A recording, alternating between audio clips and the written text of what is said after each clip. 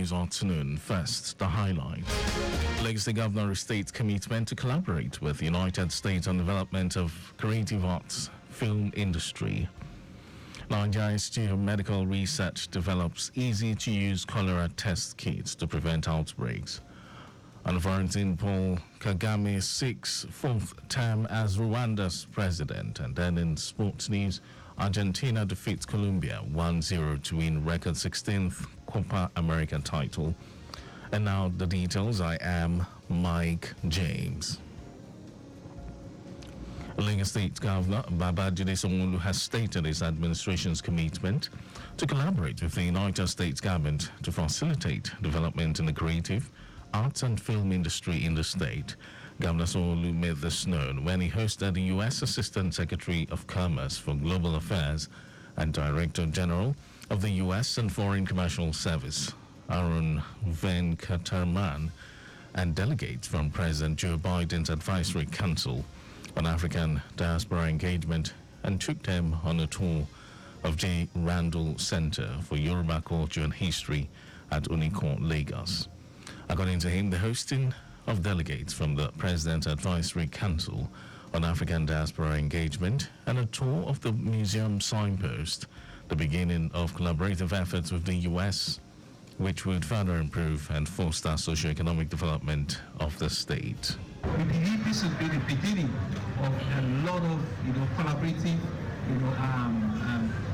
issues that will improve relationship, that will see partnerships that will create win-win on both sides. But more importantly, there will be development in creative, industry, in the art, in the film, and everything that has to do with improving social economic value of African diaspora, and vice versa. Earlier, U.S. Consul General in Lagos, Will Stevens, said the purpose of the visit was for the delegates of the Council to understand how best to leverage relationships with the over 750,000 Nigerians in the U.S. and embrace their culture for intra-cultural development of both countries. With 750,000 Nigerian Americans constituting the single most successful diaspora group in the United States when it comes to income and education levels, it makes natural sense that Nigeria be their first stop. And we're so grateful to be here at this incredible museum with the governor to hear about some of the things that the state of Lagos is doing and the government of Nigeria is doing to embrace the diaspora and to highlight the impact of Nigerian culture on Nigeria, Africa, and the world. It's just a wonderful place to be, and we've been so impressed, Governor. Thank you so much. Our correspondent, Ajala Kindele, reports that dignitaries in attendance include the Commissioner for Tourism, Arts and Culture, Toke Benson Awinka, Special Advisor to the Governor on Tourism, Arts and Culture, Idris Arigbe, and other cabinet members, as well as members of the Diplomatic Corps. The Lagos State Ministry of Health, with support from the Federal Ministry of Health and Social Welfare, has commenced an intensive trainers program on maternal, infant and young child nutrition aimed at addressing the critical issue of malnutrition among mothers and young children.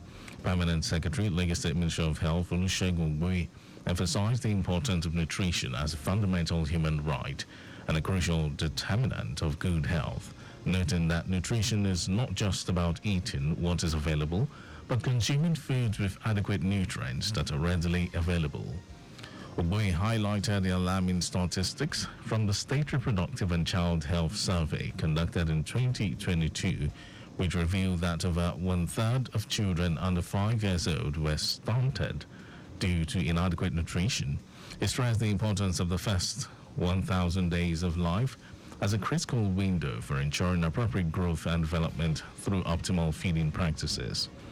The training aims to build the capacity of 60 trainers in Lagos State, who will in turn train health workers at primary and secondary health facilities on MIYCN services. The Ogun State Public Works Agency has commenced preliminary work on Laderi Road, linking Professor Wole Soyinka train station, Oshoba Bridge, Lagos Abeokuta Road, Adaton Road, and Ijega Road, among others. A special advisor to the Governor, Dapo Abiodun, on Public Works, Babatunde Adesina, said the government had invited local government chairmen, traditional rulers, religious leaders and other relevant stakeholders in all 20 local government areas to submit 3 roads for construction. Additional stated that the present administration is determined to provide good road infrastructure for the comfort of the people, noting that palliatives are being applied to roads that need urgent attention. He said the state government has embarked on flood and erosion control intervention exercise in efforts aimed at preventing flooding and averting the federal government's prediction of river flooding in the state this year. And now to the rest of the stories. As the country battles with a cholera outbreak, the Nigeria Institute of Medical Research, NIMR, is making strides in the fight against cholera with the development of a new, easy-to-use diagnostic tool. Director General of NIMR, Babatunde Salako, explained that the point-of-care test will allow for the rapid detection of cholera in the body fluid and water, helping to prevent outbreaks before they can take hold. Salako, who said the NIMR's dipstick test is currently in its final stages of development, noting that it will be a game changer for diagnosing cholera, especially in remote areas where traditional diagnostic kits are unavailable or expensive. He added that dipstick tests is just one part of NIMR's comprehensive approach to cholera prevention, as the Institute is also conducting wastewater surveillance in canals around hospitals in Lagos. Today is World Youth Skills Day. In 2014, the United Nations General Assembly declared 15th of July as World Youth Skills Day to celebrate the strategic importance of equipping young people with skills for employment, decent work, and entrepreneurship. Since then, World Youth Skills Day events have provided a unique opportunity for dialogue between young people, technical and vocational education and training, TVET, institutions, firms, employers and workers, organizations, policymakers and development partners. The theme for World Youth Skills Day 2024, Youth Skills for Peace and Development, underscores the critical role young people play in peace building and conflict resolution. And over to some foreign news. Rwanda's President Paul Kagame is seeking to extend his 24-year rule in an election analysts say he will win by a landslide. He has dominated every election since becoming president in 2000, with over 90% of the vote. Kagame, who is 66 years old, faces off against the only 2 contenders who were authorized to run, as other candidates were barred by the state-run Electoral Commission. President Kagame has been at the helm of Rwandan politics since his rebel forces took power at the end of the 1994 genocide, which killed some 800,000 ethnic Tutsis and moderate Hutus. And over to sports news. Argentina has defeated Colombia 1-0 to win a record 16th Copa America title at the Hard Rock Stadium. Lautaro Martinez scored an extra time winner as the win marks the 3rd straight major tournament title for Argentina, following the team's 2021 Copa victory and its triumph at the 2020 World Cup in Qatar. That was our news at 12. But just before we go, stay alive. Make use of pedestrian bridges where available. You can follow us and like all our various social media platforms. X, Traffic Radio 961. Facebook, Lagos Traffic Radio 96.1 FM. Instagram, Lagos Traffic Radio 961. Subscribe and watch our news and programs live on YouTube, Traffic Radio 961. You can visit our website www.trafficradio961.ng.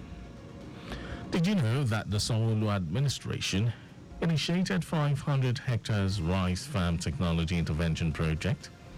You can get details on the Lagos State Government website, and to end the news, here are the highlights of the major stories. Lagos State Governor Babajide Sanwo-Olu has stated his administration's commitment to collaborate with the United States government to facilitate development in the creative arts and film industry in the state. And as the country battles with a cholera outbreak, the Nigeria Institute of Medical Research is making strides in the fight against cholera with the development of a new easy-to-use diagnostic tool. We also told you that Rwanda's President Paul Kagame is seeking to extend this 24-year rule. In an election, analysts say he will win by a landslide. And then in sport, Argentina defeated Colombia 1-0 to win a record 16th Copa America title at the Hard Rock Stadium. And for contact with the newsroom, send a message to info@trafficradio961.ng. That ends the news broadcast compiled by Adewale Olukmoroku. Good afternoon and thank you for listening. My name is Mike James.